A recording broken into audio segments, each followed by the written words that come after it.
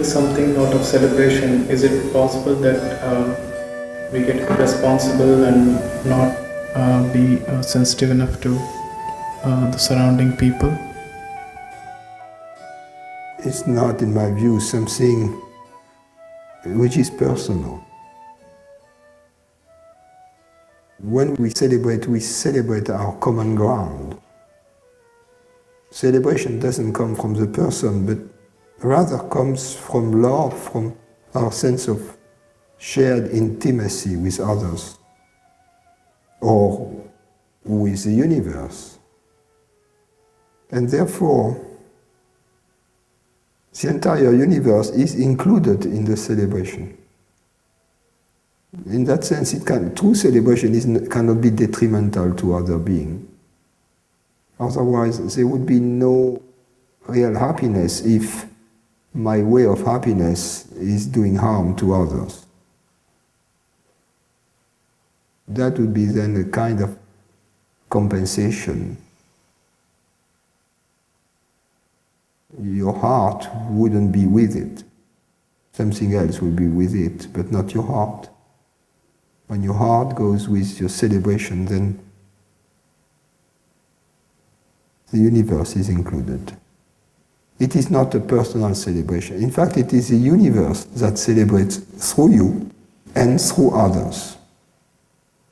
What I'm saying, we have experienced it. We know the difference between seeing a movie just because we are getting bored or we have a sense of lack, and seeing a movie just to celebrate with others, and how more lively it is as an experience. Actually, the movie doesn't matter much. Sometimes the movie is terrible and you have a good time because you laugh about it with your friends. So what you do is not that as important as the context in which you do it, the deep meaning in which you do it.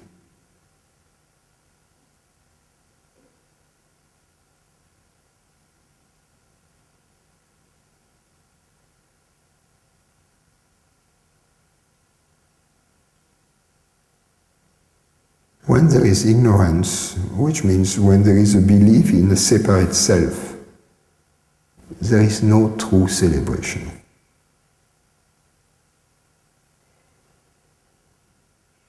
People who are in ignorance, when they still may have moments of true celebrations, there are moments when they forget their belief in a separate self. Then they have an inkling of a different perspective.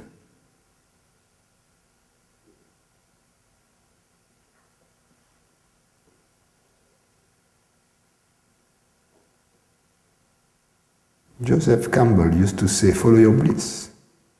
I tend to agree with that. Happiness or bliss is the experience of our true nature, being aware of itself. The object that seemingly brings it about is not important. It has nothing to do with the experience of happiness. The experience of happiness, you stand alone in your own glorious presence. It is the same as the experience of love, of understanding, of beauty.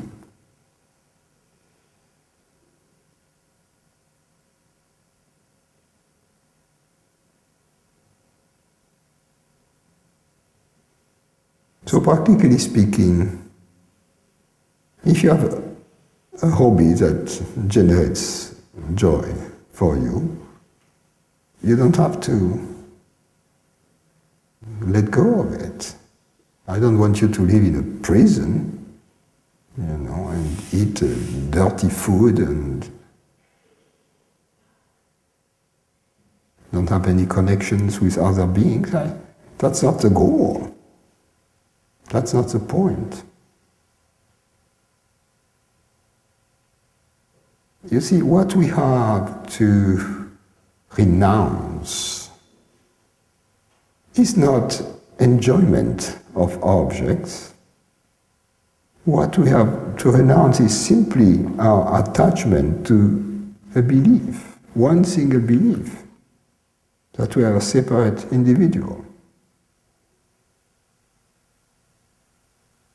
And if we renounce this belief, whatever else needs to be renounced will be renounced effortlessly. We don't have to make effort. The effort making belongs to what is called the gradual path, in which there is a yogin, a separate entity, efforting towards a goal that it is trying to achieve, but the goal it is trying to achieve can never be achieved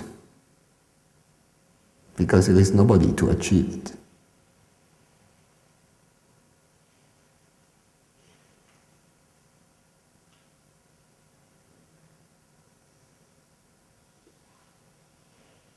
So the goal gets achieved when there is this deep understanding that there is nobody to achieve it.